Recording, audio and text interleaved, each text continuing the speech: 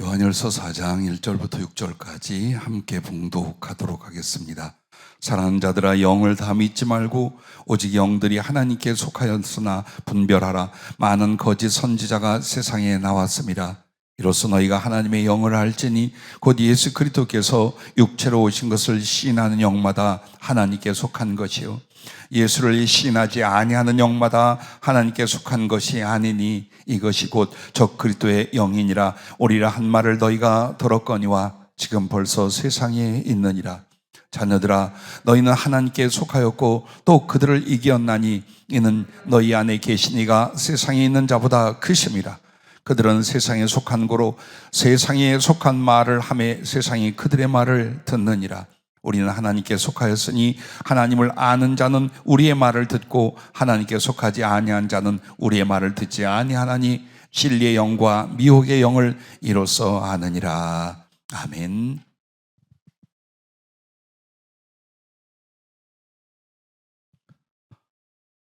영을 분별하라라는 제목으로 오늘 말씀을 주셨습니다. 성령 충만은 사명이고 오직 복음 전파는 사랑이라는 주제를 3월에 주셨는데 아마도 성령의 충만함을 위하여 계속 여러분을 부르실 겁니다. 그래서 설교를 듣고 그냥 내용을 파악하고 말 것이냐, 그 부르심에 자기의 영혼과 삶을 드릴 것이냐, 그것은 여러분의 선택이요. 한 달, 두 달이 지난 뒤에는 엄청난 결과가 여러분 자신에게 나타날 것입니다. 자, 영을 분별하라라는 말씀이요. 이 영을 분별하는 것은 정말 그 영이 혹은 영의 배경의 역사나 그 말이 하나님께 속한 것인지 아닌지 요걸 분별해내는 것입니다. 그래서 정말 여러분과 내가 영 분별과 그 은사는 성령의 지혜에 속하는데 이 영 분별을 할 수 있느냐 못하느냐가 승리와 패배를, 성숙과 실패를, 그리고 생명과 죽음을 가르는 지혜가 여기에서 나옵니다. 물론 우리는 은사적인 거룩한 능력으로 영을 분별할 수 있습니다. 그러나 또 주님이 우리가 그 충만한 은사에 이르기 전에도 영을 분별할 수 있는 여러 가지 은혜를 주셨는데, 제일 먼저 금방 말씀드린 것처럼 영을 분별하다라는 것은 첫째, 하나님께 속하였나 분별하라, 그걸 말하는 것입니다. 즉 한마디로 그 하나님께 속하였나 아닌가를 분별하는 첫째는 이것입니다. 진짜인지 가짜인지를 분별하라라는 것입니다. 자, 우리는 영적인 체험을 많이들 합니다. 강력하게 하기도 하고 지속적으로 하기도 하고 또 은밀하게 경험하기도 합니다. 또 내 자신만 하는 게 아니라 그렇게 영적인 체험을 하는 사람들이 또 말하는 것이나 간증이나 혹은 예언과 권면 등을 받기도 합니다. 그래서 우리가 소위 말하는 환상을 보고 꿈을 꾸고 또 예언을 하고 어떤 지시를 받았다고 말을 합니다. 그리고 또 예언의 은사나 방언이나 영서 해석이나 꿈 해석 등등 여러 가지 많은 영적인 체험과 그리고 일어난 현상들이 있습니다. 그런데 이것을 전부 다 어떻게 하나님, 즉 성령으로 말미암아 주고 계신지 아닌지 이걸 어떻게 분별하느냐, 이것입니다. 그래서 여러분은 분명히 무조건 하나님 주시는 은혜를 의심하라는 뜻은 아니에요. 그러나 분별을 해야 됩니다. 한마디로 여러분들에게 경험을 주는데 이런 단계예요. 성령님이 임하시면 한 번에 강력한 은사적 기능과 능력도 주실 수 있어요. 그러나 그런 사람들이 대부분 위험해요. 왜? 성령의 은사로 섬기는 기능, 복음 전하는 사역을 하려면 세 가지에서 성숙을 이뤄야 돼요. 첫째는 말씀이에요. 성경 말씀의 지식이나 분별에 있어서 아주 성숙한 단계에 올라가야 됩니다. 두 번째는 그가 기도 생활을 통하여 성령님과의 교통이 있는가예요. 그리고 세 번째는 성숙한 인격성을 가져서 자기도 분별하고 깨달을 뿐만 아니라 다른 사람들에게 합당한 권면이나 지혜의 나눔을 할 수 있는 데까지 성장을 했느냐, 이것이 중요합니다. 자, 그래서 여러분들이 예를 들어 환상을 봤는데 이것이 성령으로 주어진 건지 사단이 준 건지 혹은 나 혼자 생각하여 일어난 것인지, 이런 것들 말입니다. 그런데 분명히 여러분에게 환상이 보이고 소위 성령의 음성이 들리고 이 관계에 있어서 여러분은 은사적으로 분별할 수도 있지만 여러분 자신들이 이걸 분별할 수 있는 게 뭐냐면 거기에 섞여 있는 뜻을 봐야 돼요. 즉 환상을 보았다, 어떤 내용의 음성이나 지시를 받았다 해서 거기에 있는 내용이 중요합니다. 즉 하나님의 말씀과 그 뜻 안에서 그것을 주어진 건지 아니면 의미가 없는지, 혹은 아주 불결하거나 악하거나 더럽거나 음란하여 도저히 입에 담을 수 없는 것으로 왔는지, 항상 성령님께서 우리에게 무엇인가를 나타내실 때는 거룩하게 하십니다. 거룩하게 하십니다.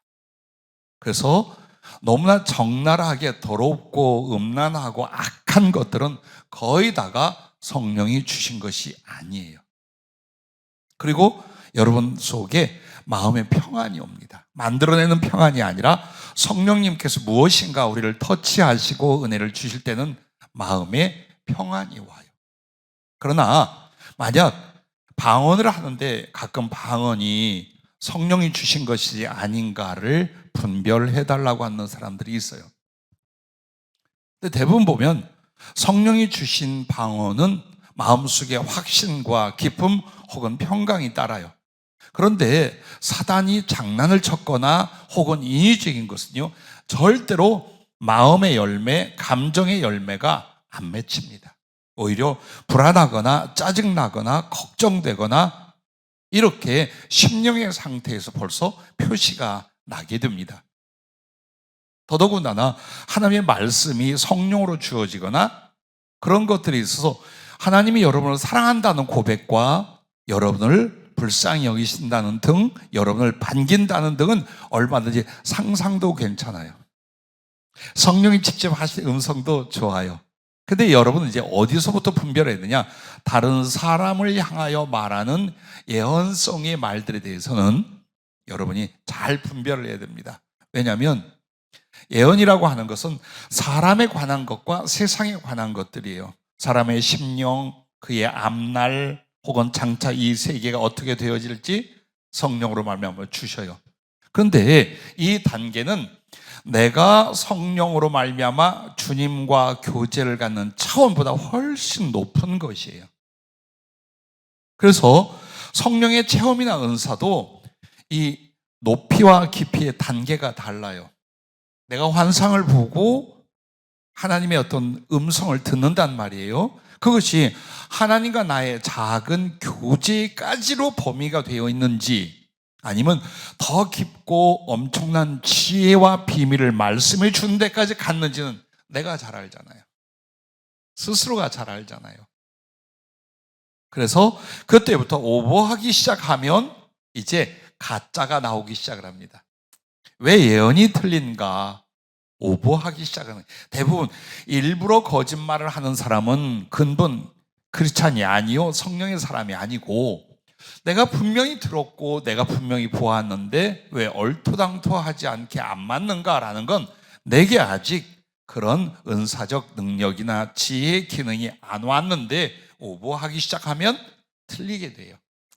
이렇게 해서 여러분과 내가 진짜인지 가짜인지를 영적 체험 속에서 해야 되고, 만약 다행히 여러분에게 신령한 은사의 깊이와 정확성을 가진 이가 있어서 여러분이 무엇인가를 의뢰하였을 때에 정확히 영분별을 해준다면 더욱 감사한 일이고 신나는 일이지만, 혹시라도 여러분 개개인이 경험을 할 때에 진짜인지 가짜인지를 분별하셔야 됩니다.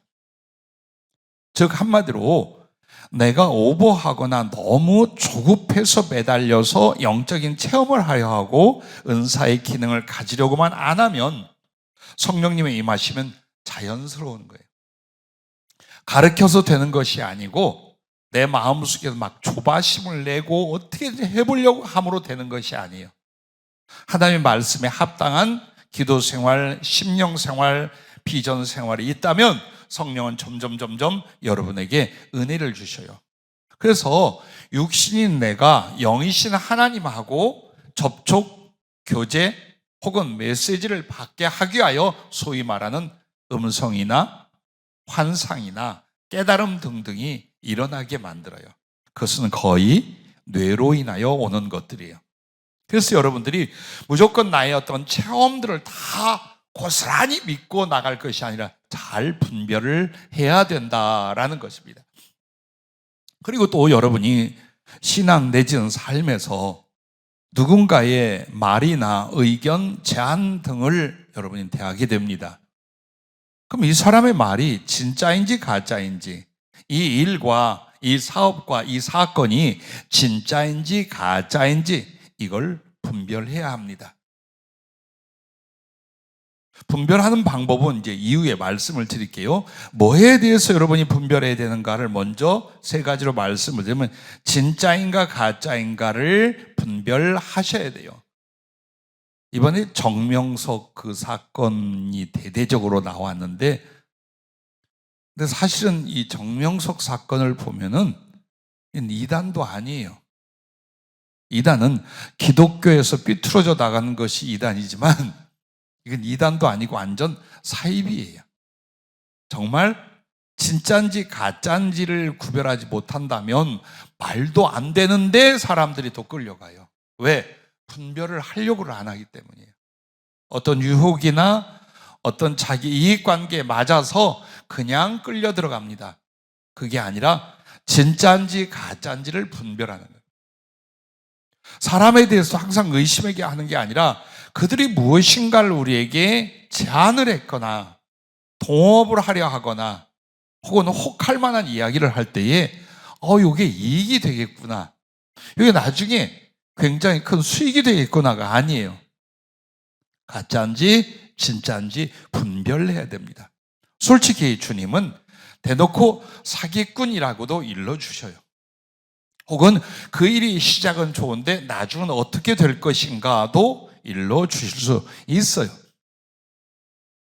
대부분 보면 이렇게 거짓으로 말하거나 자기도 모르게 거짓 것을 가지고 왔을 때에 여러분과 최선 우리가 분별하는 건 이거예요. 진실과 정직에 속한 것인가를 봅니다. 일단은 진실과 정직에 속한 것인가, 이렇게 살펴보려고 하셔야 됩니다. 결혼 문제도 얼마나 많이 일어났는지 몰라요. 참 우리 자매들이나 형제들이요, 한번 사람에게 마음을 주잖아요. 고집이 엄청 세요. 고집이 엄청 세요. 그래서 예를 들어서 아니다라고 성령으로 말씀하시되 그 상대는 어떤 연유로 아니다라고 했어요. 근데 뭐라고 한 줄 압니까?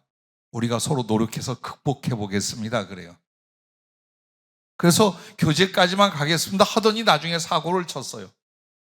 그래서 인생이 엉망진창의 결과가 온 자매도 있고 형제도 있어요. 또 항상 하나님 말씀과 그 사명과 뜻대로 살겠다고 십수년 동안 기도하고 영적 점검을 받아요. 그런데 어느 날 남자가 생겼어요. 괜찮아요. 그리고 그 남자는 사명을 위하여 살겠다, 그렇게 다짐을 했어요. 사명자라 생각했어요. 그리고 아마도 선을 넘었어요. 그 뒤에 의뢰가 왔어요. 아니다 그랬어요. 사명자도 아니고 그는 돈밖에 모를 것이며 아주 가난하고 인색함이 병이 되어 오직 물질로 인해 살 사람이지 절대로 주의 종으로 가지 않는다. 그리고 그 아들을 키웠다는 어머니는 전도사님으로 정상적인 사람 아니다. 영적으로나 정신적으로나 정상적인 사람 아니다 라고 했어요. 근데 대답을 뭐라고 한 줄 알아요?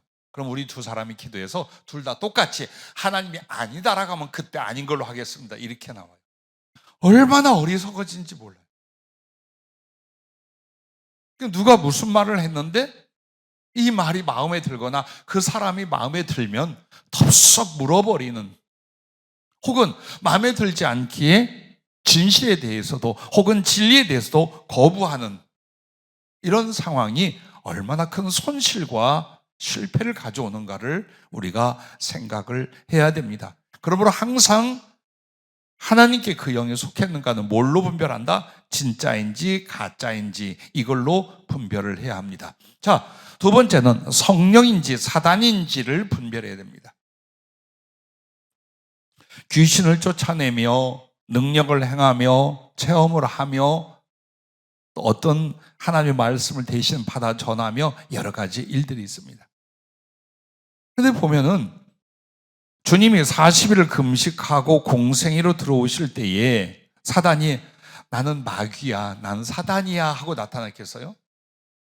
아마도 천사같이 나타났을 거예요. 예수님을 속여보려고. 예, 사단은 자기의 정체를 정확하게 드러내지 않아요. 왜? 작은 믿음의 사람이라도 그 꼴을 보면, 그 하는 짓이나 생김새를 보면 대적을 한단 말이에요.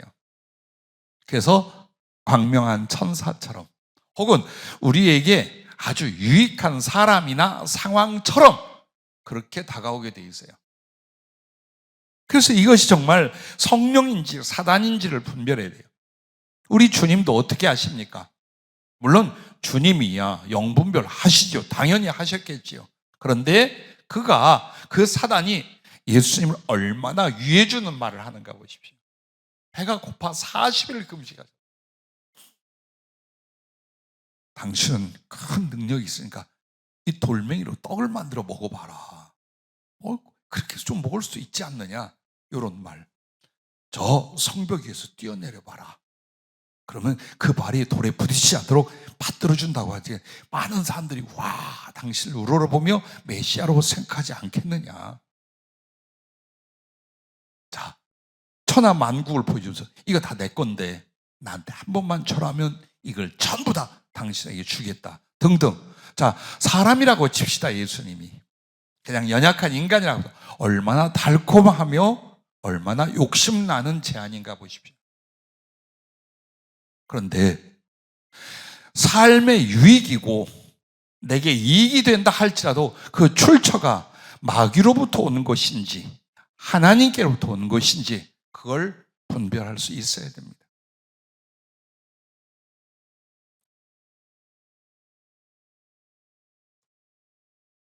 자,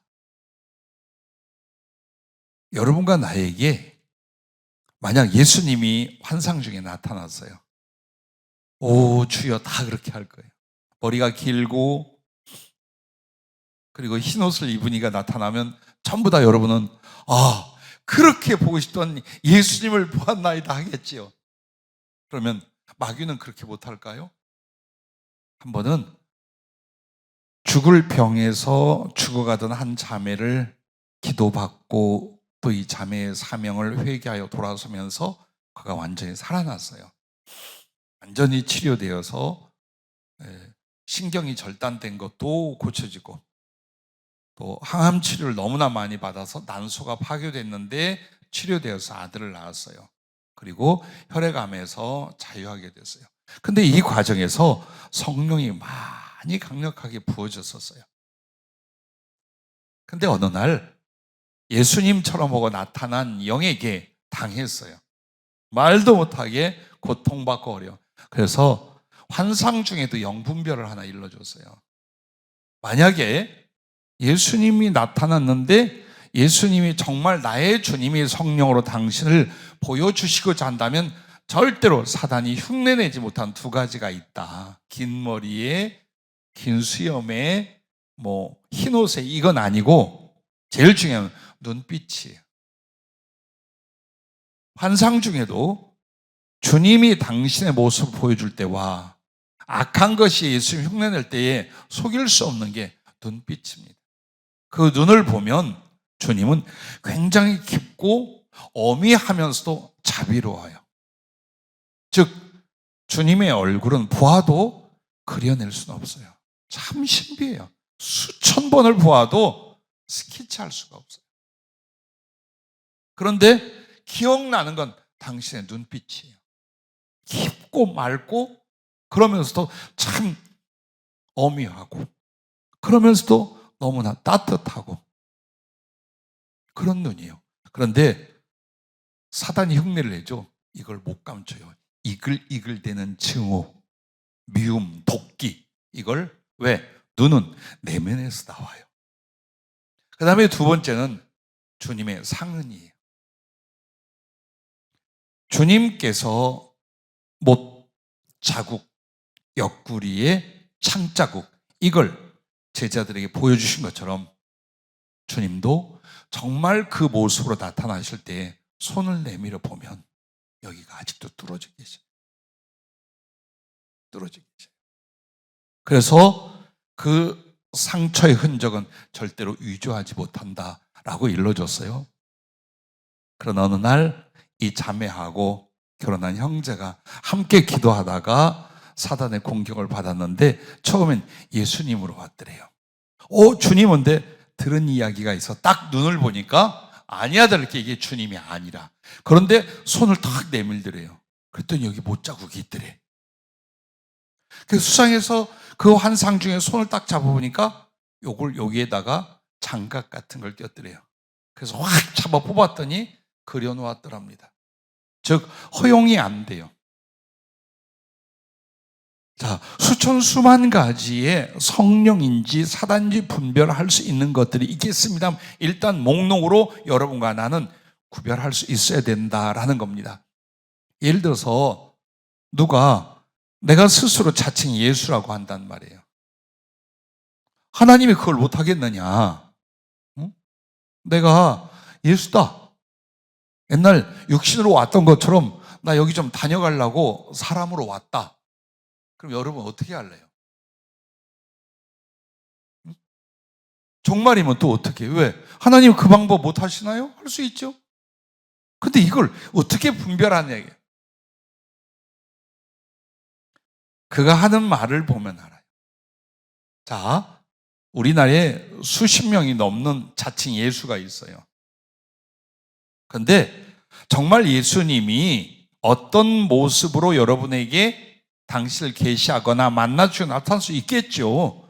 신비한 방법으로 할 수 있겠죠. 그런데 누군가가 자칭 예수라고 한다면 뭘로 분별할 거냐?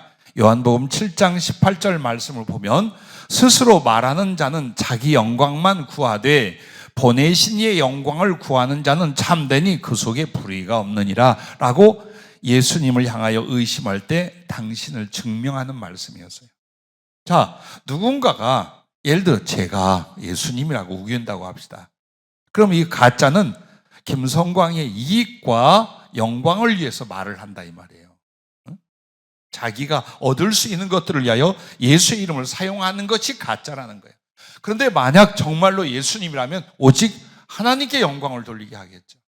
그러면 또 사람이 뭐라 거짓말하면 예수 흉내를 내겠어요. 자기 이익은 요만큼도 없는데.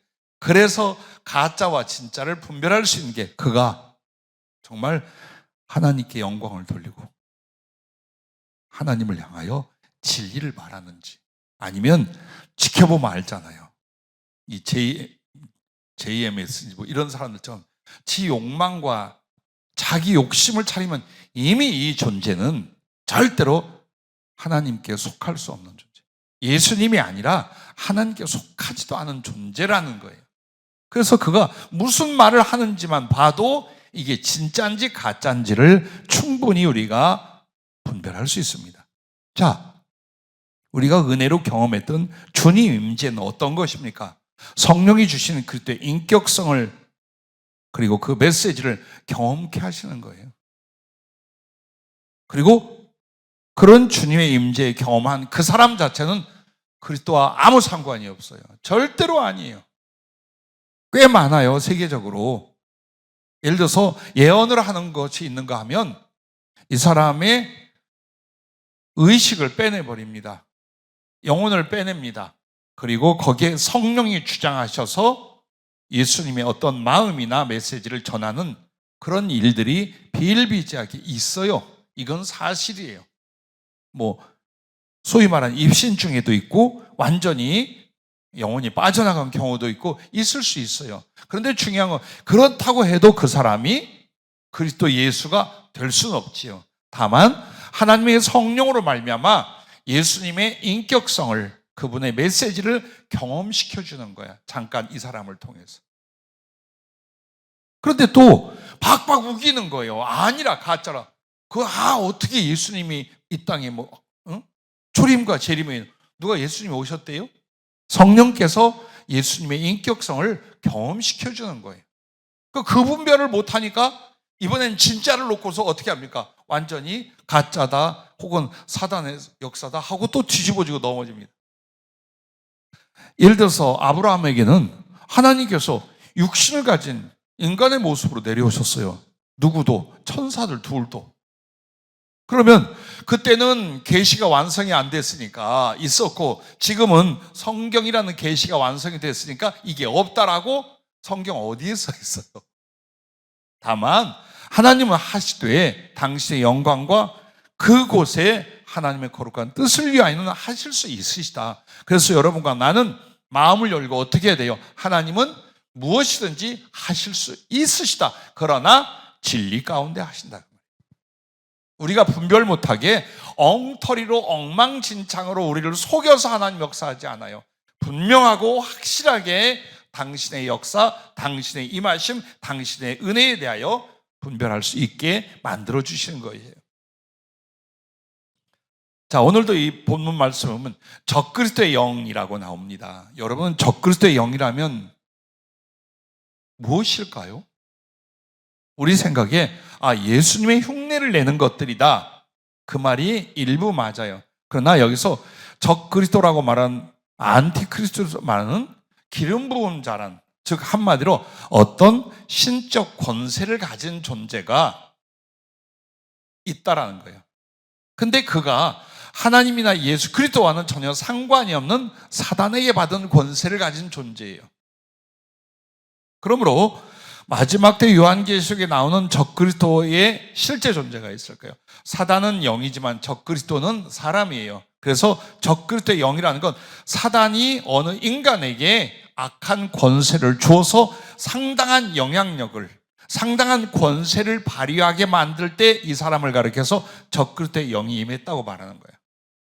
그래서 적그리스도는 아니되 적그리스도의 영이 세계 곳곳에 시대마다 있어 왔어요. 수없이 많은 사람을 기꺼이 죽여버리는 전쟁의 주범들도 적그리스도의 영을 받았다는 게 맞아요. 혹은 진리를 완전히 왜곡시켜서 엄청난 파장을 몰고 오는 존재들도 적그리스도의 영이라고 말하는 것이 맞아요. 그러면 이 적그리스도의 영 실제로 어떻게 알 수 있습니까? 조금 전에 말씀을 드린 것처럼 그들이 무엇을 말하는가만 보면 이것이 정말 예수 그리스도로 말미암아 보내진 자인지 사단으로 말미암아 오는지, 악하고 더러운 말을 해서만 사단이 아니에요. 진리로부터 빗나가게 만드는 거예요. 그리고 결과는 어마무시한 폭력이나 살인이나 더러움이나 악행으로 치우쳐버리게 만들어요. 그래서 우리가 누군가를 가까이 하거나 혹은 누군가를 통해 영적인 것을 접할 때는 성령으로 말미암은 건 사모하고 기꺼이 받아들여야 돼요. 하지만 성령인지 사단인지는 여러분이 분별을 해야 됩니다. 예를 들어서 많은 사역 중에 이런 일이 있었어요. 정신병은 다 귀신 역사입니까? 옛날엔 그랬죠. 얼마 전에 강두사 대회가 몇 년간 우리 교회에 와서 위기를 벗고 이제 갈 길을 갔어요. 그 일이 형수가 정신병이 생겨서 자기 형을 살해를 했어요. 그리고 이 형수를 이제 귀신이 들렸다 해서 이곳 저곳을 데리고 다녔어요. 그러다가 어느 교회에서 우리가 귀신을 내어 쫓아주겠다 하고 뭐 여자 목사, 남자 목사, 뭐 강사들 막 모여서 기도하는 그런 곳이었나 봐요. 그리고 거기 가서 계속 묶어놓고 기도하고 그러다가 심장마비로 죽었어요. 그리고 조카는 고소를 했어요. 그렇게 해서 정말 살해 혹은 살인의 죄목으로 여러 사람이 들어가겠어요. 그런데 같이 기도했던 그 몇몇 목사가 이 가련한 강사 4에게 다 뒤집어 씌웠어요. 우리는 손도 대지 않았다. 지네가 묶어놓고 지네가 끌고 와서 지네가 기도하다가 그래서 죽은 거다. 자, 보세요. 그 상황만 봐도 그들은 진짜 목사는 아니죠. 우리가 같이 기도하다 그렇게 됐다고 해야죠. 아무리 사람이죠. 그리고 왜 그런 어마무시한 일이 일어났느냐? 그분 귀신 역사가 한마디로 귀신에게 사로잡힌 사람이 아니라 뇌에 심각한 손상을 입은 사람이었어요. 그런데 계속 귀신으로만 몰고 갔어요. 그래서 정말 귀신이 어떻게 해요? 그 상황을 전부 다 위험에 빠뜨리게 만들었어요. 귀신에게 사로잡힌 사람이 있고, 그 다음에 귀신의 영향을 받는 사람이 있고, 혹은 정신적 질병을 앓고 있는 사람이 있어요. 이것도 분별을 해내야 돼요. 무조건 정신병이 있으면 다 두들겨 패고 묶어놓고, 이 얼마나 무지막지한 짓을 우리나라 교회에서 많이 했습니까? 최근에도 그랬어요. 그런데 주님이 일러주시고 어떻게 대답하며 어떻게 법적으로 할 것이며 조카와 어떻게 화해할 것이며 하나님이 어떻게 도와줘요. 그대로 돼서 다행히 모든 것을 다 해결을 한 뒤에 갈 길을 갑디다. 근데 정말 여러분과 내가 어느 상황에서든지 어때요? 겸손하면 돼요. 정말 영적인 걸 사모하되 진실 안에서 겸손하면 거의 사단에게 잡히거나 헛것에게 넘어가고 속는 일은 없을 수 있어요. 자, 그 다음에 또 뭘 여러분과 내가 분별을 해야 되냐면 주님의 뜻인지 아닌지를 분별을 해야 됩니다. 자, 이건 귀신이냐 성령의 문제가 아니라 정말 주님의 뜻인가 아닌가를 우리가 궁금해하거나 의심하거나 혹은 확인해야 될 때가 있잖아요. 이것도 영분별에 속하는 거예요.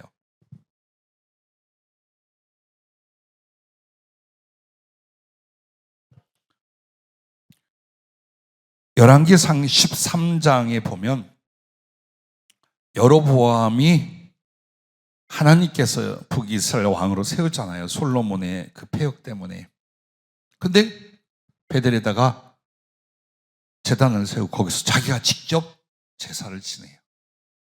그래서 하나님께서 젊은 선지자 하나를 보냅니다. 그리고 그 제단이 파괴되고 다 넘어지게 만들었어요. 달려드는 여로보암을 향하여 지적을 했더니 손이 굳어지고 말라 비틀어졌어요. 그래서 하나님이 그 일에 대해서 진노하고 책망하심에 대하여 전하러 온 거예요. 그러므로 그걸 용서를 구하는 여로보암의 손을 다시 풀어줘요. 그리고 확실히 하나님이 무엇이 악인지, 여로보암이 무엇을 잘못했는지 지적하고 돌아올 때에 거기서 떡도 먹지 말고 물도 먹지 말고 가던 길로 가지도 말고 돌아서 와라 라고 선지자에게 말합니다. 그래서 이 양반이 그러고 가는데 하필이면 그 베델 쪽에 늙은 선지자 한 사람이 있었어요. 이 사람이 얘기를 듣고 나귀를 타고 쫓아가요. 그리고서 이제 먹고 가라고 대접을 하려고 애를 쓰는데 하나님이 나에게 먹지도 말고 마시지도 말고 그 길로 가지도 말라 해서 나는 안 먹는다, 안 마신다, 안 간다. 그랬더니 이 늙은 선지자가 속입니다. 하나님이 내게 임하셨는데 내게 말씀했는데 당신을 대접하라 했더라. 그러니까 가뜩이나 배고프고 목마른데 하나님이 그렇다라니까 이 선지자를 믿고 먹고 마셨어요. 그때 하필이면 진짜로 이 늙은 선지자에게 하나님이 영이 임해서 네가 어찌 먹지도 말고 마시지도 말고 그 길로 가지도 말라. 너는 가다 죽으리라. 넌 가다 죽고 너희 조상의 묘에 안장도 되지 못할 것이냐. 그렇게 먹고 마시고 이 젊은 선지자가 나귀의 침을 챙기고 돌아가다가 사자를 만나서 찢겨 죽게 돼요. 그리고 늙은 선지자가 장례를 치르고 슬퍼하며 자기도 죽으면 아들에게 그 사람, 그 선지자 옆에다 묻어. 이게 뭐 하는 짓인지 몰라요. 근데 이게 굉장히 긴 내용으로 나와요.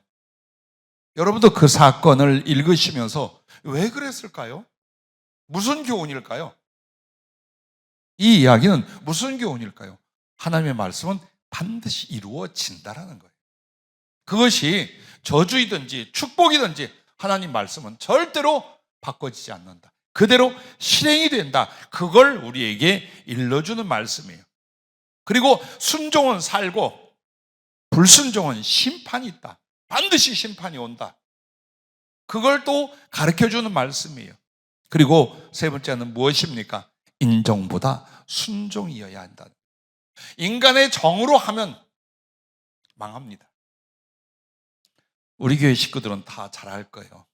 지나간 10년 동안 어려움을 겪었던 것이 제가 순종을 못하고 인정 때문이었어요. 조 아모개가 왔을 때에 만나지도 말고 내쫓으라 그랬어요. 누군가가 멀리 상담을 왔는데 만나지도 말고 내쫓으라는 거예요. 뭐 배탈이 나서 옷을 갈아입고 그 힘들고 어려운 이야기를 다 전해줘요. 근데 당장 내쫓고 만나지 말라는 거예요. 그렇게 했어요. 그리고 이 3년이 지났는데 하필이면 이 사람 주변의 사람들이 전부 다 부산에서 우리 교회로 올라왔어요. 와서 은혜를 받고 성령을 받고 여러 가지 삶의 계획들을 인도했어요. 그러니까 이 친구가 찾아와가지고 울며 불며 나한테 무릎 꿇고 왜 나는 오라고 안 합니까? 난 정말 하나님과 목사님이 원하는 그리고 시키는 거랑 뭐든지 할 테니 그냥 이 교회 나올 수만 있게 해주십시오. 그래서 허락을 했습니다. 나 같은 것이 무엇이간데 저렇게 무릎 꿇고 울는 저 집사님, 신앙은 자신이 알아서 결정할 거고 결과도 자신이 알아서 하겠지. 그럼 올라오십시오. 자, 왜 주님이 절대로 만나지도 말라고 했던가를 우리 식구들은 다 경험을 했어요. 이처럼 저도 순간 인정에 치우쳐서 영분별 안 하잖아요. 죽을 때까지 교훈. 제 인생에 몇 번의 그런 일이 있었어요. 정말 분별할 수 있음에도 인간적인 정리를 먼저 생각하거나 긍휼을 먼저 생각하거나 이렇게 하면서 하찮은 순간 하나님의 뜻을 놓치잖아요. 기가 막힌 아픔과 실패와 고통을 겪는 것을 경험을 합니다. 나는 우리 목사님들과 많은 사명자들과 또 주님과 성령으로 살아갈 여러분들이 아무리 인정에 끌려도 혹은 인간 관계가 있어도 심지어는 가족 간에도 어때요? 주님의 뜻인지 아닌지에 대한 분별과 순종이 먼저입니다. 하나님의 일을 할 사람들은 인정으로 하는 것이 아니라 순종으로 하는 것이다. 절대적으로 이걸 여러분이 잊어서는 아니 될 줄로 압니다. 자, 요한복음 12장에 보면 마리아가 예수님께 향유를 부어드리잖아요. 그랬더니 다른 복음서에는 제자들이 여러 사람이 이렇게 나오는데 요한복음 12장에는 가룟 유다로 나와요. 가룟 유다가 저거 한 300데나리온 나가는 걸 갖다가 세상에 저렇게 허비를 하고 있네. 저거 팔아서 가난한 사람들에게 나눠주면 얼마나 좋았을꼬. 이 말이 얼마나 선량한 뜻이에요. 그죠? 정말 하나님의 뜻 같잖아요. 가난한 자에게 저걸 예수 한 분에게 부어줄 게 아니라 가난한 사람들에게 나눠주는 것이 하나님의 뜻 같잖아요. 자, 이때 어떻게 분별합니까? 주님이 딱 말씀을 합니다. 가난한 자들은 항상 너희들 곁에 있을 것이다. 그러나 나는 단 한 번 내가 너희를 위하여 죽고 또 이것은 나의 장례를 위한 것이다. 그러므로 복음이 전해지는 곳마다 이 여인이 내게 행한 것을 같이 전하라. 그런데 가룟 유다는 왜 그렇게 했느냐? 정말 하나님의 내 이웃을 네 몸까지 사랑하라 이 말씀 때문이 아니라 그는 도적이라. 그는 도둑놈이라 그랬다는 거예요. 우리도 그럴 수 있어요. 우리도 자기는 안 하면서 베풀거나 나눌 일을 위하여 우리가 먼저 생각할 수 있어요. 그렇게 하면서 어떤 선한 사람의 일들이나 하나님의 계획에 대해서 의심을 할 수도 있어요. 자, 마태복음 16장에 보면 예수님께서 어떤 고난을 받고 죽은 지 사흘 만에 부활하실 것을 말합니다. 베드로가 절대로 그 일은 미치지 못할 것입니다. 주님에게 그 일은 일어나지 않을 것입니다 하고 장담을 하는 거예요. 그때 주님이 어휴 내 새끼 고맙다. 그래도 내 생각해 준 건 너밖에 없구나 라고 한 것이 아니라 이렇게 혹독한 말씀, 사단아 내 뒤로 물러가라. 네가 사람의 일을 생각하고 하나님의 일을 생각지 아니하는도다. 자, 그 사랑하고 인정 간에 예수님의 그 말씀을 그 일이 미치지 않겠다고 충정으로 말하는데 예수님은 딱 뭐라고 합니까? 사단아 물러가라. 이게 영분별이에요. 하나님의 뜻인지 아닌지예요. 내게 이익이 되고 나를 칭찬해주고 나에게 아부하고 나와 함께하면 다 하나님의 은혜고 뜻으로 알아요. 그렇지 않아요. 그렇지 않아요. 하나님의 뜻, 하나님의 일, 하나님의 말씀을 먼저 분별할 수 있는 것. 그래서 하나님께 속했나 분별하는 건 진짜인지 가짜인지 성령인지 사단인지 주의 뜻인지 아닌지를 분별하시는 바로 이 부분에 대하여 여러분에게 말씀을 드렸습니다. 자, 그러면 큰 두 번째는 영을 분별하기 위해서 우리가 어떻게 됩니까? 첫째, 말씀 위에 서 있으라라는 겁니다. 오늘 본문을 읽었던 요한일서 4장 5절 6절 말씀에 보면은 그들은 세상에 속한 거로 세상에 속한 말을 하며 세상이 그들의 말을 듣느니라. 우리는 하나님께 속하였으니 하나님을 아는 자는 우리의 말을 듣고 하나님께 속하지 아니한 자는 우리의 말을 듣지 아니하나니 진리의 영과 미혹의 영을 이로써 하느니라. 악하고 진짜 무서운 말을 해야만 사단적이냐? 아무리 달콤하고 부드럽고 인격적인 말을 한다 할지라도 세상으로 치우치게 하면 절대적으로 이건 사단적이라는 거예요. 그래서 세상적이고 육신적이고 마귀적인이라는 말씀이 이게 연결이 된다라는 거예요.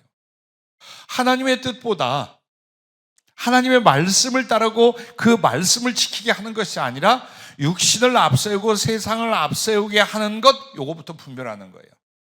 그래서 여러분과 나에겐 제일 중요한 건 뭐냐? 말씀 위에 있으는 거예요. 수없이 많은 이단으로 치우쳤거나 혹은 수없이 많이 교회를 다니다가 잘못되어 나간 사람들이 얼마나 많은지 몰라요? 왜? 말씀을 분별 못하니까 그래요. 말씀 위에 서 있다면 그러지 아니할 건데 말씀이 없으므로 이 말이 그 말 같고 저 말이 또 그 말 같고. 생각해봐요.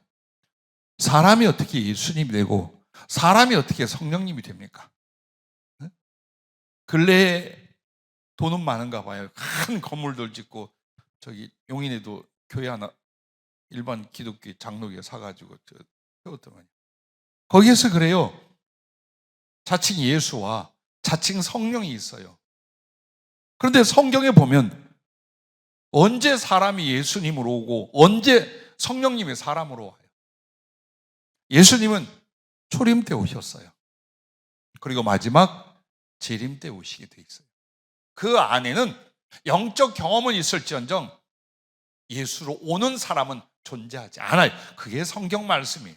자, 성령님은 단 한 번도 육신의 모습이나 혹은 실물적인 존재로 나타나신 적이 없어요, 성경에. 근데 그 누군가가 자기는 성령이라고. 성경을 조금만 분별해도 얼마든지 알 수 있는 것을 정말 많은 사람들이 다 넘어지고 몰수히 멸망하는 모습을 볼 수 있어요. 자, 만약에 내가 영적 체험을 해요. 은사적 기능을 체험을 했어요. 어떤 지시를 받았어요. 그럴지라도 내가 말씀 위에 있어서 말씀으로 분별하는 거예요. 성령님의 모든 은사는 말씀을 위한 거예요. 즉 성령의 은사가 말씀 위에 있는 게 아니에요. 성령의 은사는 하나님 말씀을 잘 분별하고 깨닫고 능력 있게 전하여 영혼을 변화시키고 하나님께 영광을 돌리게 하기 위하여 성령의 은사들이 주어진 거예요. 그래서 말씀으로 충분히 분별이 되며 말씀을 가지고 해석이 되며 판단이 충분히 될 수 있어요. 그래서 성경 말씀이 다림줄이에요.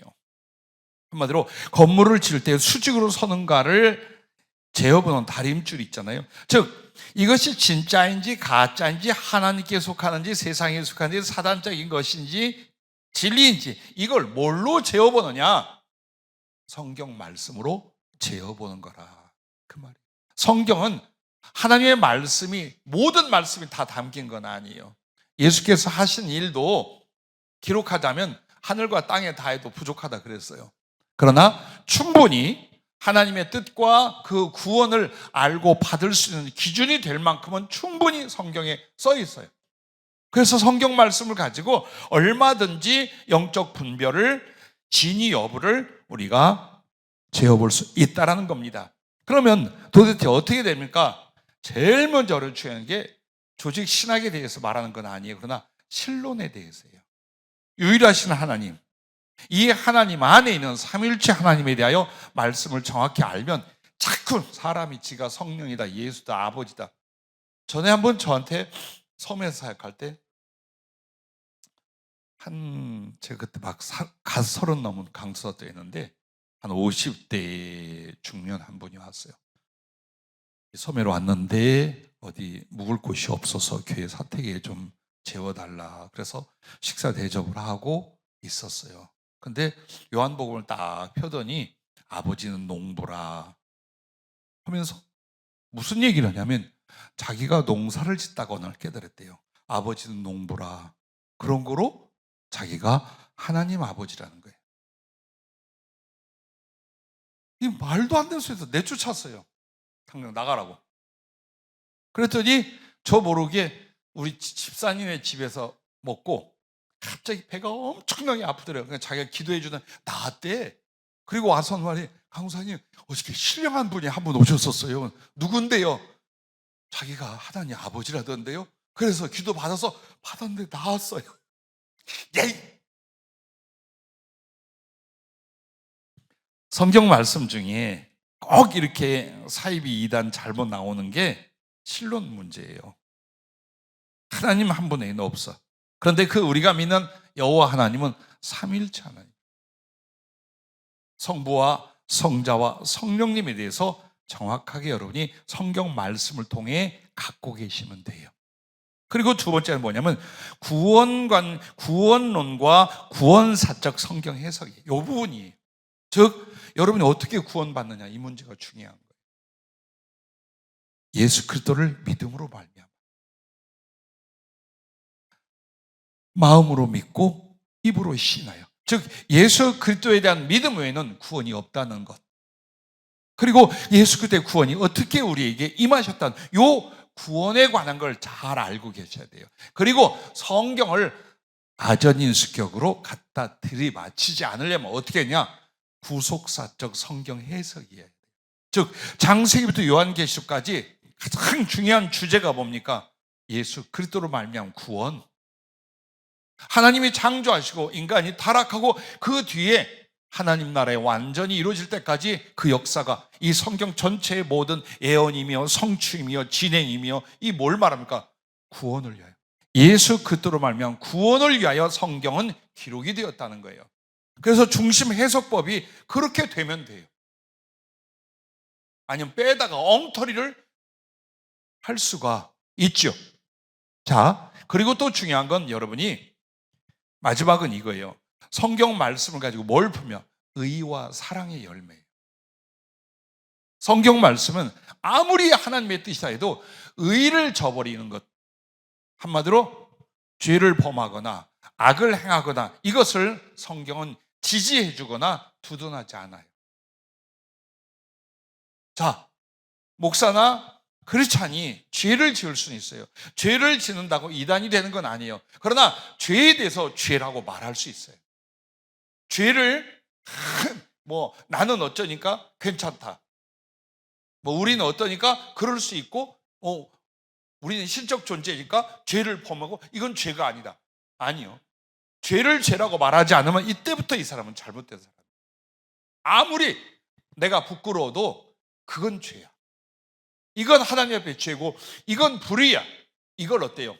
말할 수 있어야 돼요. 그리고 여러분이 무엇이 불의이고 무엇이 악이고 무엇이 죄인지 무엇이 하나님의 의인지에 대해서 정확히 말씀을 알고 계시면 그렇게 악하고 더러운 짓을 하는데도 교주다, 신적 존재로 따를 리가 있습니까? 그러므로 의인은 어때요? 죄를 범하지 않는 것이 소극적 의의예요. 그럼 적극적 의의는 뭐냐? 사랑을 행하는 거예요. 그래서 의라는 단어 안에는 죄를 범하지 않는, 죄를 인정하고 범하지 않는 부분과 그 다음에 하나님의 사랑을 행하는 부분으로 소극적이고 적극적인 부분으로 나눠질 수 있어요. 그래서 이게 사랑을 위한 것이요 의를 위한 것이라면 맞아요. 내가 성경 다는 몰라도 이거 맞는 말이에요. 그러나 내가 성경 다 몰라도 이 불의를 저들은 의라고 말해, 이 죄를 저들은 괜찮냐고 말해. 그러면 그 집단이나 그 개인에 대해서는 받아들이지 않으면 되는 거예요. 이처럼 신론에 대하여, 구원론에 대하여, 그리고 성경 해석이 어떻게 되는가, 그리고 무엇보다도 그의 행위와 그의 말이 의와 사랑에 합당한가, 말씀으로 이걸 분별하면 내 자신도 어떤 집단도 누군가의 제안과 가까이 함에 대해서 여러분과 나는 영을 분별할 수 있는 줄로 믿습니다. 자, 두 번째는 깨어 기도하는 거예요. 아무리 성경을 알고 지혜를 가졌다고 할지라도 사단을 인간적인 지식이나 인간적인 심령으로는 못 이겨요. 못 이깁니다, 정말로. 그럼 어떻게 될까요? 성령이 깨닫게 하시고 성령이 도와주시는, 이게 무엇입니까? 바로 깨어 기도하는 것입니다. 누가복음 21장 34절부터 36절에 보면 제자들에게 그 마지막 기도를 가르칠 때 너희는 스스로 조심하라. 그렇지 않으면 방탕함과 술 취함과 생활의 염려로 마음이 둔하여지고 뜻밖의 그날이 덫과 같이 너희에게 임하리라. 이 날은 온 지구상에 거하는 모든 사람에게 임하리라. 이러므로 너희는 장차올 이 모든 일을 능히 피하고 인자 앞에 서도록 항상 기도하며 깨어있으라 하시니라. 자, 또한 누가복음 22장 31절부터 보면 베드로를 향하여 이렇게 말합니다. 시몬아 시몬아 보라, 사단이 너희를 밀가부르듯 하려고 요구하였으나 그러나 내가 너를 위하여 네 믿음이 떨어지지 않기를 기도하였노니 넌 돌이킨 후에 내 형제를 굳게 하라 라고 말합니다.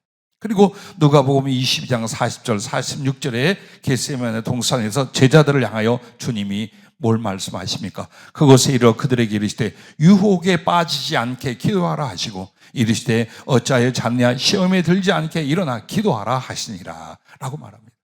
즉 이 말씀들은 우리에게 무엇을 가르쳐 주는 거냐?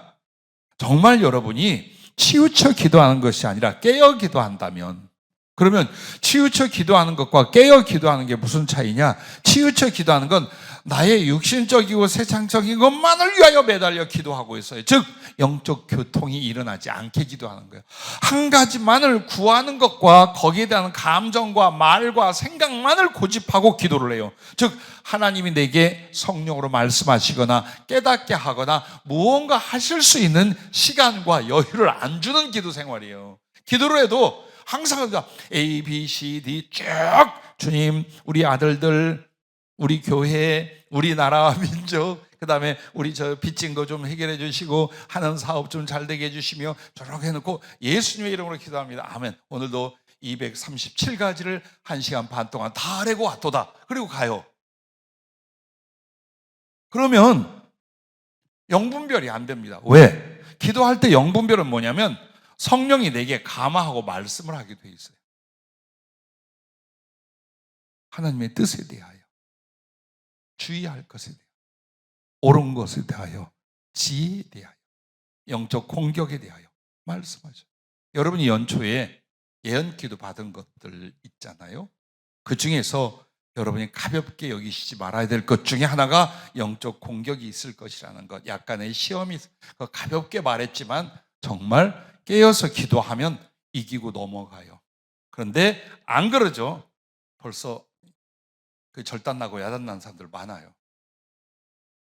기도는 항상 하나님 앞에 깨어있다는 게 뭐냐면 그분의 말씀을 듣고 순종할 수 있는 의지를 준비하는 것, 이게 깨어있는 기도예요. 즉 기도할 때 내가 아뢰는 것보다 더 중요한 건 그분이 내게 말씀하시는 걸 들으려고 하는 거예요.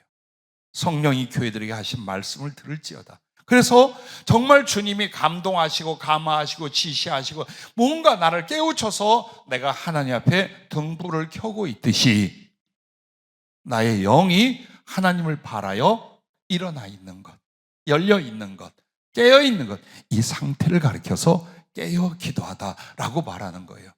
그렇다면 지금 이 사람 뒤에 사단의 시험이 오고 있어요. 주님이 일러줘요. 가르쳐줘요. 그리고 이런 것 저런 것에서 미리 예방할 수 있게 해주시거나 막아주시기도 해요. 그래서 영적 우리가 이 분별을 위해서 깨어서 기도하는 것만큼 중요한 게 없어요. 제가 엊그제 야단을 맞았어요. 기도하다 주님. 몸 관리를 못해서 감기 몸살에다가 형님네 그 상 당한 일부터 그때부터 몸이 정말 안 좋았어요. 너무 힘들고 막 바닥으로 들어가는 것 같았어요. 저도 영적 공격 받아요. 어떻게 받느냐? 영적으로 공격할 수 있는 걸 누군가 물고 왔는데 이 사람하고 내가 친분이 많아요. 그럼 그냥 옵니다. 여러분도 그래요. 여러분이 경계를 합니다. 예를 들어서 우리 영재 목사님이 무당촌으로 전도하러 가셨어요. 안 당하고 옵니다. 왜? 단단히 무장을 하고 있어요. 예수의 이름으로 가서 전도하고 기도하고 슉 올라가라 하고 와요. 근데 그게 아니라 아주 가장 친한 친구가 귀신 역사가 있었어요. 그래 와서 밥 대접하고 격려하고 이야기 나누다 홀딱 들어와. 영적 공격이 와요. 그렇게 해서 인격적으로 친할수록 마음이 열려 있거든요. 성령의 전이도 잘 일어나요. 신뢰와 사랑의 관계가 성령의 전이가 잘 일어나요. 그런데 귀신의 역사도 마찬가지. 한 가정 안에 가족이 물고 들어오죠. 금방 다 시험 들어요. 다 똑같아져요. 그 이유가 방어를 못해요. 그래서 깨어 기도하는데 주님 앞에 제가 며칠 동안 기도가 안 되는 거예요. 막 자꾸 가라앉고 또 누군가가 심령을 너무 힘들게 하는데 이건 아주 기초적인 문제에도 이 변화가 안 되고 막 그러니까 오히려 거기서 영적 공격인지도 몰랐어요. 그냥 거의 땅바닥으로 들어가는 거예요. 자, 주님이 손 내밀어라. 손 딱 내밀었어요. 그랬더니 빛으로 된 수액이 기들한 빛이 팍 양쪽 끄더니 길게 나올 거 아닙니까? 환상 중에 나를 찔러라 그래요. 어떻게 찔러요? 하면 왜 찔르라고 하시는 것 같아요. 날 안아봐라. 이렇게 삐죽이 길게 나온 걸로 이렇게 뒤에서 주님을 안았죠. 그러니까 퍽 뚫고 들어오면서 내 가슴까지 뚫고 들어오고 뒤로 나오니까 주님이 꽉 잡아서 꺾어놓는 거예요. 십자가의 못을 꺾어 비틀어 놓듯이. 그리고 딱 끌어안고 하는 말이 네 모든 봉사와 사명의 수고보다 네가 마음을 주고 내 마음을 함께 나눈 기도가 나는 더 기쁘고 기다려진다. 기도는 한순간에 와서는 것이 아니라 내가 너를 보고 싶어 너를 기다리는 하루 종일 너를 향하여 내 마음을 준비하는 것처럼 너도 그 기도 시간을 위하여 몸과 마음을 준비해서 오는 것이다. 그때에 주님과 나의 깊은 영적 교제와 교통과 사랑이 일어나는 거지 지칠 대로 지치고 졸릴 대로 졸리고 할 일 다 해놓고 아이고 기도하러 가야겠네 예배 시간이네 이렇게 해가지고 주님을 느끼기나 한 적이 있냐 이 말이에요. 주님이 그걸 지적을 하는 거예요. 봐라 나는 너를 위해서 종일 너를 위해서 1년 내내 모든 마음과 모든 걸 다 준비하고 기다린다. 근데 너는 지칠 대로 지치고 상할 대로 상하고 정신도 못 차리고 와서 빌빌거리고 그러니 주님과 나와의 영적 교제와 교통이 어떻게 일어나느냐. 네 몸과 마음을 나의 그릇으로 잘 하루 종일 준비해라.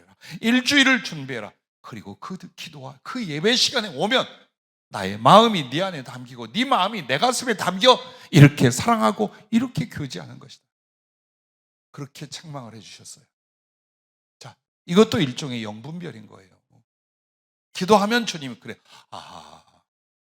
내가 이 부분에서 이렇게 해야 됐고 이 부분에서 이렇게 해야 되는 건데 내가 이렇게 당했고 이렇게 어려웠구나.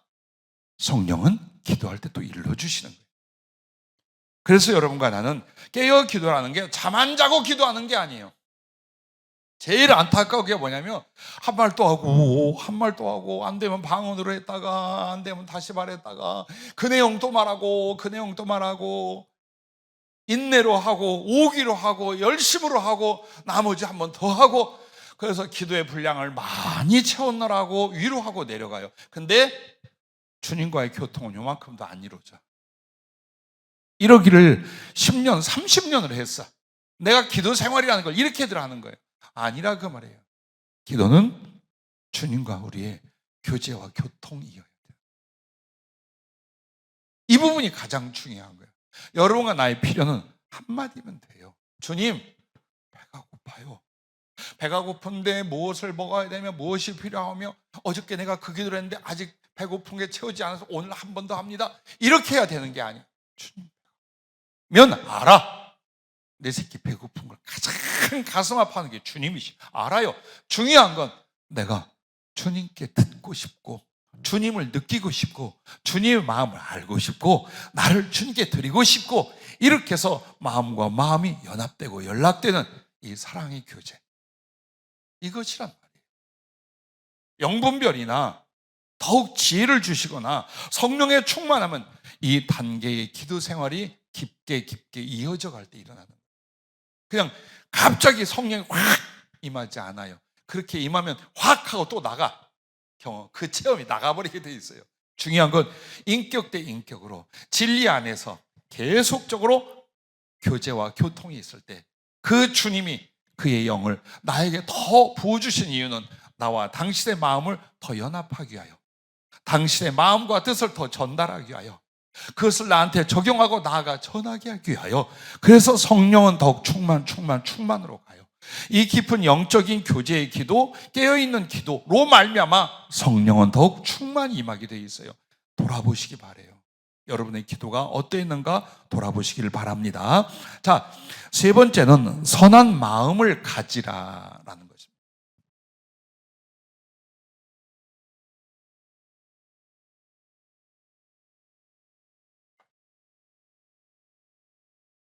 로마서 13장 10절은 사랑은 이웃에게 악을 행하지 아니하나니 그러므로 사랑은 율법의 완성이니라 라고 말합니다. 자, 여러분과 내가 선한 마음을 갖지 않으면 어떻게 될까요?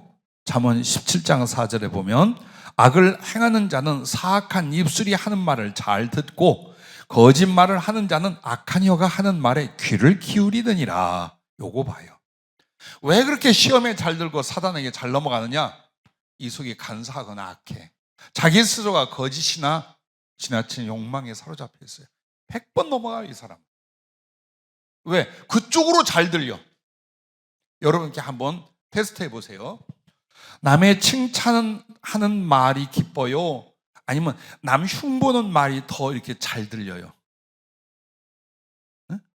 남 비난하는 말이 쏙쏙 들어와요? 아니면 남 칭찬하는 말이 막 감동이 와요? 이게 심령 상태예요. 남을 비난하고 흉보는 말이 잘 들어와. 그래서 또 전하면서 뭔가 쾌감을 느껴. 악해. 지금 내가 악하다는 거예요. 그거는 그러지 않아야 돼요. 남에게 좋지 않은 말 하면 여기가 너무 아프고 거북해서 그만. 믿음의 사람은 그렇게 하지 않는 거예요. 그만해 라고 하셔야 돼요. 뭐? 그랬다고? 그랬는데 이야 세상에 그랬대. 이거 봐, 나 좀 봐봐. 내가 있잖아. 이게 얼마나 악한 건 줄 압니까? 악은 악을 사랑해요. 더러움은 더러움을 사랑해요.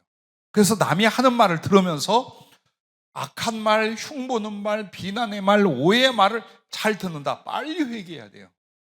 아우, 나 좀 봐. 내가 이거밖에 안 되네. 나는 내 귀도 심령도 지킬 수가 없네. 빨리 바꿔야 돼요. 그런데 여러분과 나에게 그런 말은 솔직히 말해서 그 내용도 표현도 언어도 싫어. 그런데 사랑이나 의나 혹은 권면이나 칭찬이나 이런 것들은 어때요? 후련하고 기뻐. 그래서 그것을 곰곰이 되새기고 다시 한번 돌아보고 해요. 그럼 선한 마음이란 뜻이에요. 그게 의의 마음이란 뜻이에요. 영분별에 있어서 내용만으로 파악하는 게 아니라 이게 따라가는 걸 내 심령이 그쪽으로 따라가는 거예요.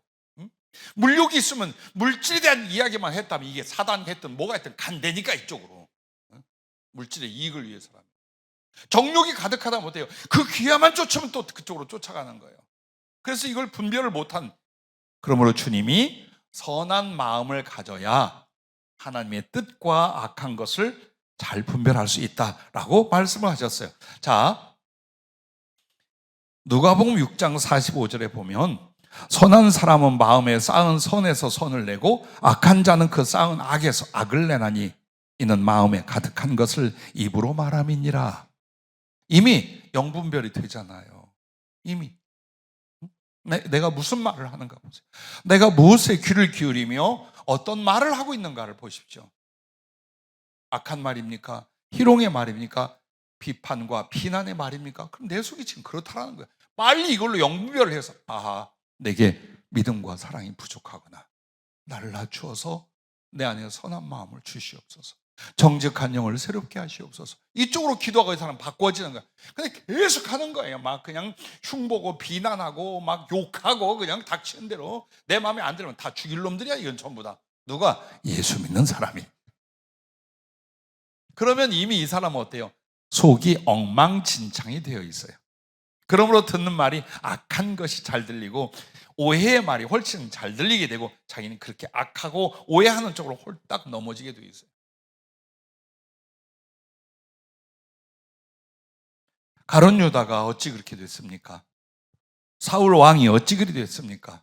만약 그들 안에 진리를 따른 선한 마음을 지켰더라면 그렇게 귀신에게 잡혀 지옥에 떨어지는 상태로 안 갔을 거예요. 왜? 성령을 체험했어요. 말씀이 있었어요. 영생의 말씀이 있는 그리스도가 그들 곁에 있었어요. 그럼에도 가룟 유다가 되었고 또 이스라엘 초대 왕으로 성령을 부어주셨던 이 사울은 어찌 그래요? 마음이 변질되는 거예요. 시기가 일어나요. 미움이 일어나요. 그럼 바로 의심이 따라와요. 여러분, 이게 진짜 무서워. 그러니까 맨날 우리가 신앙생활을 뭘로 하느냐면 내가 뭘 하나님께 받아 뭘 해야지로 가는 거예요. 그게 아니라 내 인격성이 만들어지는 것이 신앙과 영혼 성장의 첫째고 마지막이라는 것. 이것만 기억을 하시면 돼요. 어떻게 해서라도 하나님의 말씀과 뜻을 가지고 나의 인격, 즉 내 영혼의 모습을 그리스도를 향한 장성한 자로 닮아가게 하는 것, 이게 신앙의 내용이고 신앙의 목표다라고만 생각하시면 어때요? 여러분은 말씀 안에서 고약하고 잘못되고 빌어먹게 생긴 모든 것들을 변화시켜 갈 수 있잖아요. 근데 이 기준이 아니에요. 항상 그저 속은 어떻게 됐든 인격은 어떻게 되어 먹었든 뭐만 해요? 하나님께 뭔가 받아서 좀 일을 해보겠다. 이거 주님 원하는 거 아니에요. 주님이 원하는 건 그 못돼 먹은 가슴 안 고치면서 기독교적 일을 하는 걸 원하는 게 아니에요. 차라리 일이 작아도 나를 변화시키는, 죄인이었던 내가 주의 의를 사모하고 닮아가는, 이기적인 내가 그리스도의 그 사랑이라는 것을 사모하고 닮아져 가는 이 과정, 이게 구원의 과정이고 이게 영혼의 성숙의 과정이에요. 그래서 여러분과 나에게 착해야 구원받는다는 건 아니에요. 그러나 구원받은 자가 착해지지 않는다면 그 구원은 가짜일 수 있다라는 거예요. 영분별에서 제일 중요한 것 중에 하나가 내가 선한 마음을 갖는다면 악에게 당하지 않는다, 속지 않는다, 이 부분입니다. 마지막 네 번째는 성령으로 충만하라 입니다.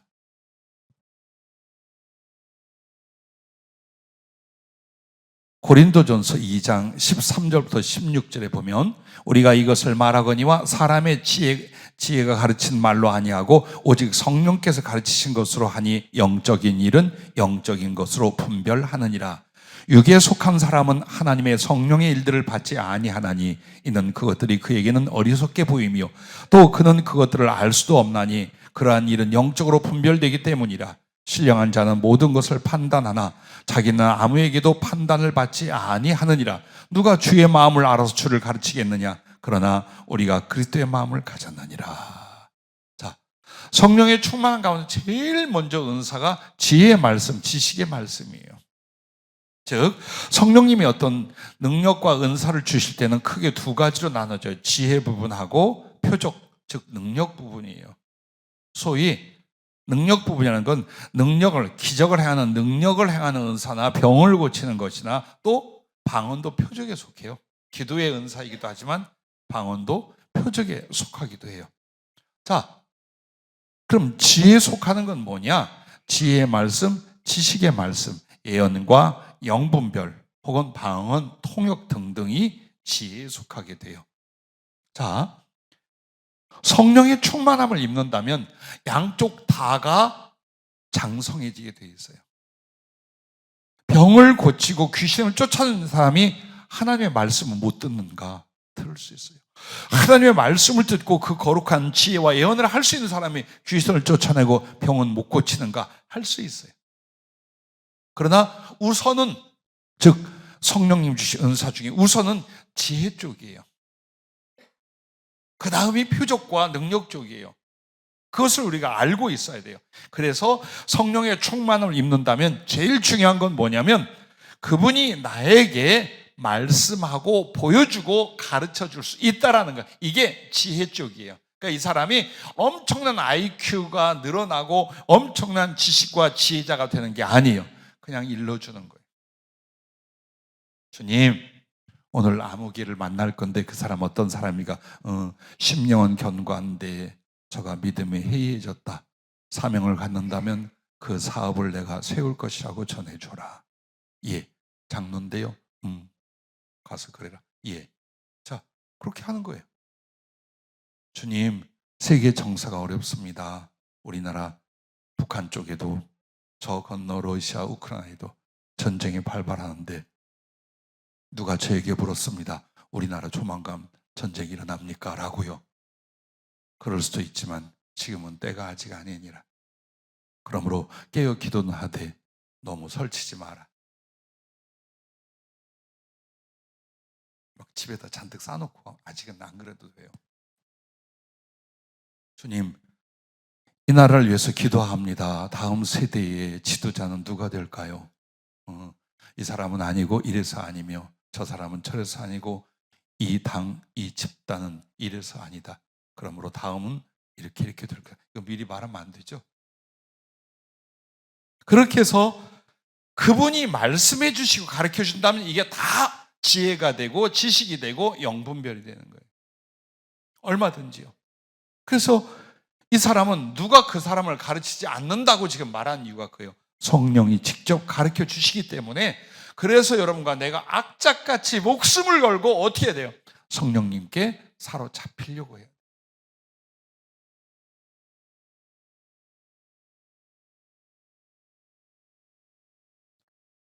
부디 여러분에게 영분별의 지혜와 은사가 임할 수 있기를 바랍니다. 성령 충만, 그 은혜는 거룩한 권능과 기적을 행하는 것, 이거보다 더 중요한 것이 그리스도와의 친밀함입니다. 자, 성령 충만이 뭡니까? 예수 충만이에요. 하나님의 충만하신 것으로 충만해져 있어요. 그리스도를 사랑하지 않고는 절대로 그리스도의 영으로 충만해질 수 없어요. 그래서 결국 그 성령 충만은 바로 예수님과의 사랑의 친분의 깊이가 된 거예요. 그걸 위해서 주님은 성령 충만한데 대부분의 성령 충만을 자꾸 은사적 기능만 생각하는 거예요. 능력이 나가고 지혜가 오고 이것만. 그게 아니라 지혜는 그분이 친한 사람에게 비밀이 없다 한 걸로 말해 주시는 거고, 능력은 이 사람이 그 뜻을 섬기려 하니 그를 통해서 그 뜻을 주님이 잠깐 이루어주는 것뿐이에요. 그러나 누구에게? 성령에 잡힌 사람에게. 왜? 성령에 잡힐 만큼 그리스도와의 친밀함을 만들었기 때문에 라는 거예요.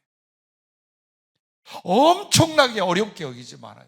자꾸 성령 충만하면 굉장히 막 어려운 금식을 40일을 7번씩 해야 하고 매일 밤 산을 타야 하고 죽기 살기로 절제를 해야 하고 순교를 각오해야만. 그렇지 않아요? 이미 성령님이 여러분에게 임하셨잖아요. 그 성령님을 향하여 조금씩 주님과의 사랑을 늘리고 순종을 조금씩 늘려봐요. 그리고 사랑의 큰 꿈을 꿔봐요. 그거면 돼요. 여러분, 그거면 돼요. 근데 진실해야 돼요. 그게 진실해야 돼요. 허물도 있고 단점도 있고 죄성도 아직 남아있어요. 그러나 우리에게 주님은 그렇게 사모하고 당신을 사랑하는 사람들에게 당신을 더 많이 나타내시니 그것이 성령 충만이요. 그 성령 충만은 그 사람을 점점 거룩하게, 지혜롭게, 능력 있게 그리스도를 사랑하고 그 사랑과 생명을 세상에 더 많이 나누게 만드는 것입니다. 부디 여러분, 영들 분별하라 라는 말씀을 기억하시고, 또 이번 주일에 아마도 구체적인 영 분별이라고 하는 말씀이 한 번 더 준비가 되어 있습니다. 기도하겠습니다.